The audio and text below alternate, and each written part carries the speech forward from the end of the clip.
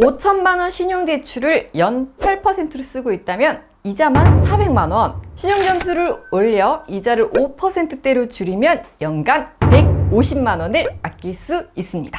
안녕하세요, 델림입니다. 네, 제가 은행원으로 근무할 때 30대 남성분이 고금리 대출을 중금리 대출로 바꾸고 싶다는 상담을 하셨어요. 그런데 등급이 너무 낮아서 대출이 안 되더라고요. 본인은 몰라서 이금융 대출을 썼는데 이자가 이렇게 높은지 몰랐다, 등급이 이렇게 떨어지는지 몰랐다 하소연을 하시더라고요. 1금융 중금리 대출로 바꾸고 싶은데 안 된다 그러니까 이자가 너무 부담스럽다 이렇게 이야기를 하셨는데, 제가 연체 없이 잘 관리해서 신용점수를 좀 더 쌓은 다음 신청하라고 말씀을 드렸어요. 그런데 만약 오늘 상담을 진행했었다면 이 영상을 꼭 보고 잘 관리하시라고 말씀을 드리고 싶습니다. 코로나가 장기화되면서 그래서인지 대출을 문의하는 사람도 많다고 합니다. 앞으로 신용대출을 신청할 때 DSR을 확대해서 반영한다는 등 대출 조건이 더 까다로워지고 있다고 합니다. 그래서 오늘은 여러분들이 금융거래를 하는데 어려움이 없도록 신용점수를 잘 관리하는 방법에 대해 알려드리겠습니다. 2021년부터는 신용등급제가 점수제로 바뀌었습니다. 기존의 신용등급은 신용을 평가하는 신용평가사에서 개인의 금융거래 정보, 신용거래 내역, 연체기간, 연체금액, 대출 여부, 대출 상환 기록 등을 보고 종합적으로 등급을 매겼습니다. 그런데 신용등급제의 문제점이 발견되었는데요. 점수 차이가 꽤 나는데도 같은 등급으로 평가되거나 등급 커트라인에서 1, 2점이 부족한 경우 더 낮은 등급을 받아 대출 금리가 올라가는 상황이 생겼습니다. 그래서 신용등급의 문제점을 보완한 것이 바로 점수제입니다. 등급제에서도 신용점수는 있었지만 정보를 좀 더 세분화해서 보기 때문에 방금 이야기한 것과 같은 그런 불이익은 줄어들게 됩니다. 자, 그럼 신용등급제, 점수제는 어떤 차이가 있을까요? 점수제에서는 내가 쓰는 대출 금리가 높은지 낮은지에 따라 평가합니다. 그리고 신용평가 항목도 늘었는데요. 취준생, 주부, 고령자와 같이 금융거래 정보가 부족한 분들은 공공요금, 보험료, 관리비 등으로 평가가 가능합니다. 특히 신용점수가 중요한 분들은 기존에 대출을 쓰고 있거나 새로 신청하는 분들입니다. 신용점수는 대출 이율에 직접적인 영향을 주기 때문에 이자 금액을 조금이라도 더 줄일 수 있는 중요한 요소입니다. 이 표는 한 은행의 신용대출 금리표인데요. 1, 2등급과 5, 6등급의 이자 차이는 무려 4.34%입니다. 만약 5천만 원 대출이라면 이자가 무려 217만 원이나 차이가 납니다. 5, 6등급에서 한 등급, 그러니까 3, 4등급 정도로만 올려도 이자 금액은 연간 143만 원이나 차이가 납니다. 신용점수만 잘 관리해도 이자를 더 아낄 수 있으니까 정말 잘 관리해야겠죠? 자, 그럼 내 신용점수 어떻게 관리해야 할까요? 많은 분들이 본인의 신용점수는 알고 있지만 내 신용이 어디쯤에 위치하는지 신용점수를 잘 관리하면서 금융거래하는 방법을 많이 궁금해 하시더라고요. 제가 은행원 시절 대출 심사를 할 때 주요하게 보는 신용점수가 있었는데요. 바로 KCB 올크레딧 신용평가 회사입니다. 고객 신용정보를 바탕으로 신용을 점수화하고 이 정보를 금융기관에 제공하면 금융기관에서는 이 점수를 바탕으로 대출 심사를 진행합니다. 신용점수 관리가 더 중요해진 이유는 기존처럼 등급으로 단순하게 나누는 게 아니다 보니 금융사들도 6등급은 대출이 되고 7등급은 대출이 안 됩니다가 안 되거든요. 그래서 좀 더 세분화된 다양한 심사 방법을 적용하게 됩니다. 신용 등급과는 다르게 신용 점수제에서는 더 잘 관리해야 합니다. 우선 내 신용 점수가 전체 국민들 중에 어디쯤에 위치하는지, 금융 거래를 하는데 부족함은 있는지 없는지 알아야겠죠? 자, 그럼 이런 내용은 어디서 확인할 수 있느냐?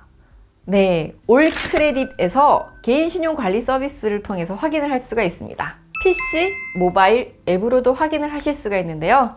자, 내 신용 점수는 많이들 조회해 보셨죠? 하지만 전문 신용평가사에서는 어떻게 평가하고 어떻게 관리하라고 이야기해 줄지 좀 궁금하지 않으신가요? 네, 저는 정말 궁금했거든요. 자, 우선 내 신용 점수, 그리고 상위 몇 %인지, 그리고 위험도도 보여줍니다. 신용 점수제는 내 점수도 중요하지만 내 신용이 어디에 위치하고 있는지도 중요한데요. 이게 수능 100분이랑 좀 비슷하다고 보시면 돼요. 수능 시험 점수가 90점인지 91점인지도 중요하지만 내가 전국 몇 %인지도 중요하잖아요. 신용 점수도 나와 비슷한 사람들 중에, 그리고 전 국민 중에 몇 %에 위치하는지도 확인이 가능합니다.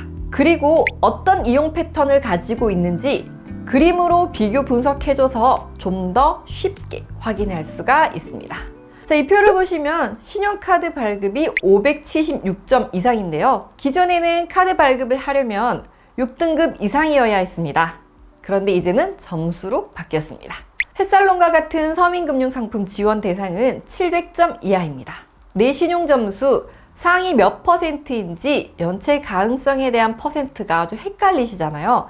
그러면 보고서와 비교해서 보시면 조금 더 보기 편하실 거예요. 이 점수를 기준으로 내가 상위인지 중위인지 하위인지 확인할 수 있고 어떤 금융거래에 해당되는지 확인이 가능합니다. 내 신용 점수를 평가하는 데 기초가 되는 개인 신용 정보들도 확인이 가능한데요. 신용 거래 기간, 연체 일수, 신용카드 정보, 대출 정보 등을 보여줍니다. 구체적인 항목이 궁금했었는데 이 정보들로 저의 신용을 평가한 거겠죠?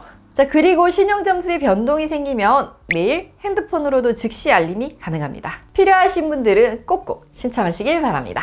그리고 마이데이터를 통해 소득, 통신요금, 국민연금, 건강보험 납부 내역을 등록을 하면 신용 점수를 바로 올릴 수도 있습니다.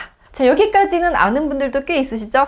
그런데 올크레딧에서는 여러분들이 궁금해 하실 만한 질문에 대한 리포트를 정보로 제공을 하는데요. 예를 들어 월 100만 원 이상 신용카드를 쓰는데 어떻게 관리해야 하나요? 당장 대출이 필요한 경우 어떤 점에 주의해서 대출을 신청해야 하는지, 신용점수를 어떻게 관리해야 되는지 알려주세요. 이런 질문이라든지, 그리고 제가 카드를 발급했는데 신용등급이 떨어질까요? 내 신용으로 대출이 될까요? 대출 받으면 신용점수 떨어지나요? 자, 이런 부분도 시뮬레이터를 통해서 미리 예측해 보실 수도 있습니다. 그리고 좀 더 자세한 상담을 받고 싶으면 1:1 코칭도 가능합니다. 그리고 올크레딧에서는 신용 성향 설문이라는 게 있어요. 나의 신용 성향을 알아보는 설문지인데요. 이걸 했더니 신용 점수가 바로 오르더라고요. 저는 신용평가사에서 직접 등록을 하니까 바로 신용 점수에 반영이 되는 게 눈에 보여서 전 기분이 좀 좋더라고요. 대부분의 신용 정보는 KCB로 등록이 되니까요. 여기가 여러분 신용관리 본점, 신용점수 맛집이에요. 그러니까 아직까지 등록하지 않으셨다면 이번 기회에 꼭 신용점수를 올리시길 바랍니다.